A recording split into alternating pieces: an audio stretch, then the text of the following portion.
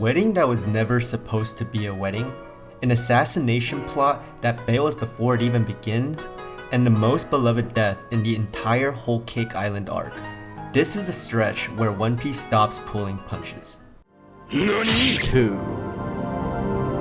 We're covering 100 episodes, the back half of Whole Cake Island, the Levely, and the long-awaited arrival at Wano Country. Sanji finds his family, Luffy finds his limits, and the world finds out exactly who Monkey D. Luffy has become. We open on Sanji at his lowest. His father Judge has just dropped the worst possible threat, one order, and the Baratie gets destroyed. Zeph dies, the man who literally gave up his own leg so Sanji wouldn't starve. That's the leverage. That's why Sanji can't fight back. And then we get the backstory. Sanji and his 3 brothers were genetically engineered. Judge worked with Vegapunk on illegal cloning experiments to create superhuman soldiers. Niji, Yonji, and Ichiji all turned out exactly the way Judge wanted. Strong, cold, cruel, but Sanji didn't. So Judge faked his own son's death, locked him in a dungeon with an iron mask on his face, told the world Sanji had died, and tried to forget he ever existed. The bullying, the isolation, the kid who just wanted to cook. All of it was Judge erasing the one son who turned out human. Reiju is the one who lets him out. She unlocks the cell, tells him to run, and Sanji escapes to the East Blue. That's where he ends up in the orbit. That's where he meets Zeph, and that's where his real life begins. Meanwhile, Luffy is still fighting Cracker, and he's running on fumes. Nami uses her climb attack to make it rain, softening the biscuit soldiers, so Luffy can eat them. For hours, he eats Cracker's army until he literally can't move, and then he activates a new form of Gear 4, Tank Man. Cracker punches him. Luffy absorbs the hit, compresses it, and rockets Cracker straight across Whole Cake Island into the side of Sweet City. One of Big Mom's 3 sweet commanders gone. Luffy and Nami catch up to Sanji on the road to the chateau, and Sanji, to protect them, to protect Zeph, to protect everyone he cares about, kicks Luffy out of the carriage and tells him he's done. He's a Vinsmoke. He's not a Straw Hat anymore. What follows is one of the hardest scenes to watch in the entire series. Sanji attacks Luffy with everything he has. Diablo Jambe, full force, and Luffy refuses to fight back. He just takes the beating. He won't lift a hand against his cook. Sanji finally knocks him down, walks away, and Luffy, lying in the mud, yells out that he won't move from this spot. He won't eat, he'll wait. Because he can't be the Pirate King without Sanji. That's the line that breaks him. Sanji walks off sobbing.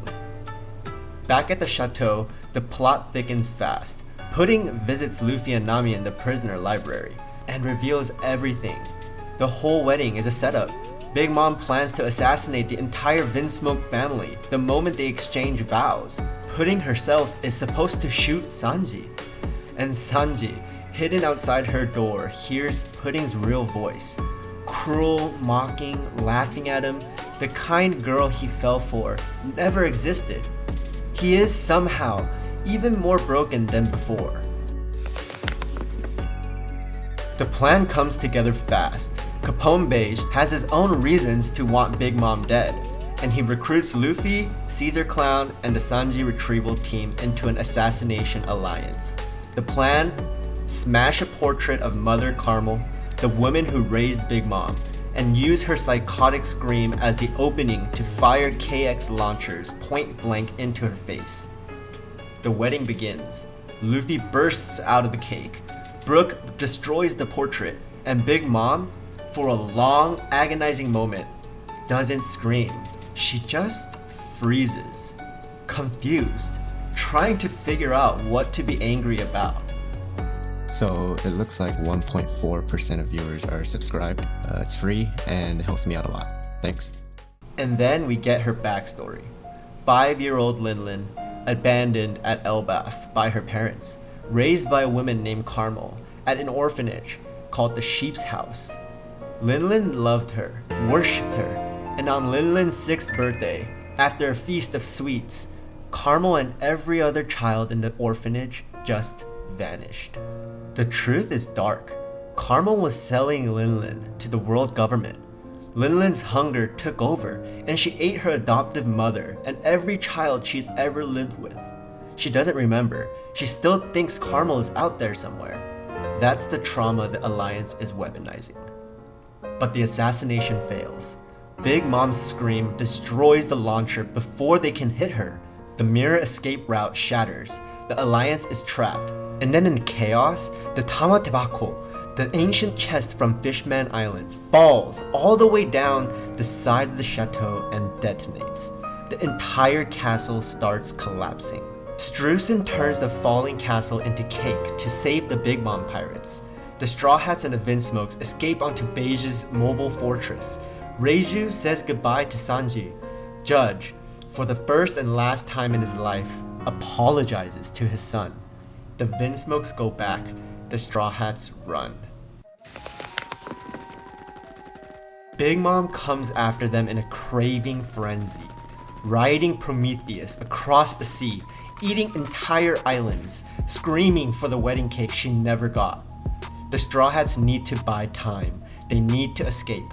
And Pedro, the mink jaguar warrior who'd already given 50 years of his lifespan to Big Mom in a previous raid, he knows what he has to do.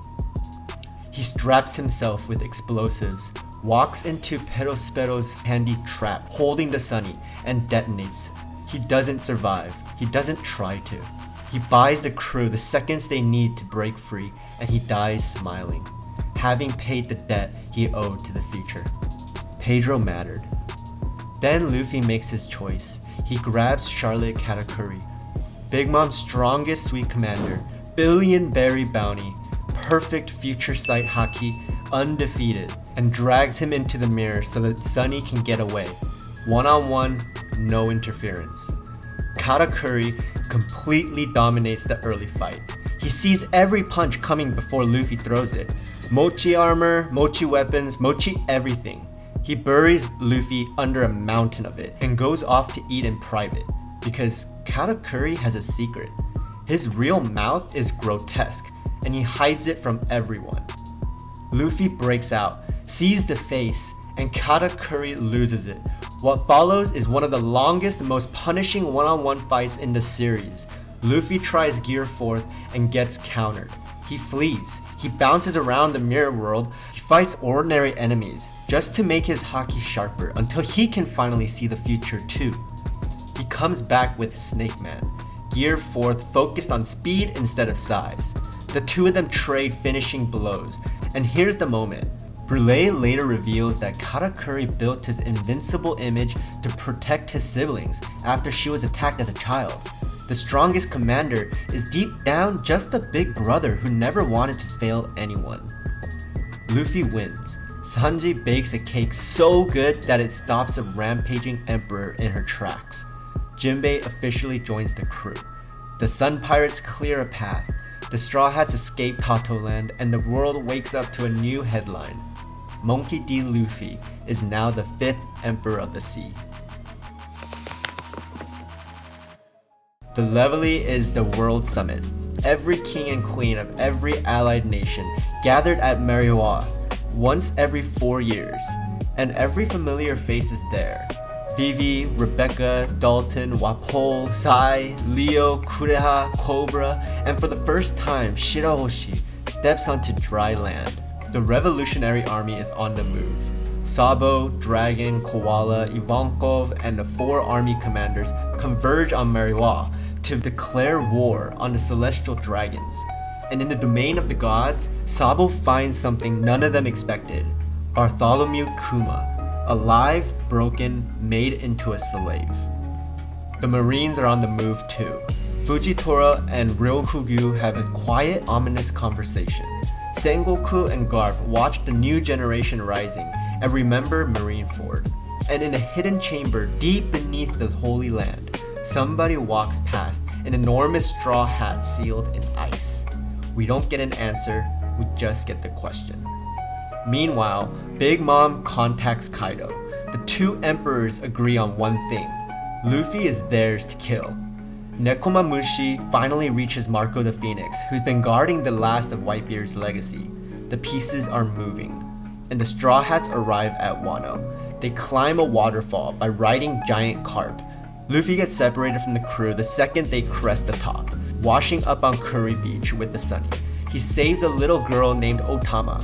He learns that Wano is starving, polluted, ruled by a tyrant named Orochi under Kaido's protection. He picks up a cursed sword, he runs into Zoro, already wanted for slicing up a magistrate. And right at the edge of the arc, Basil Hawkins appears, also part of the worst generation, now working for Kaido. The first real obstacle in Wano, Luffy and Zoro fight him off, but the cost is high.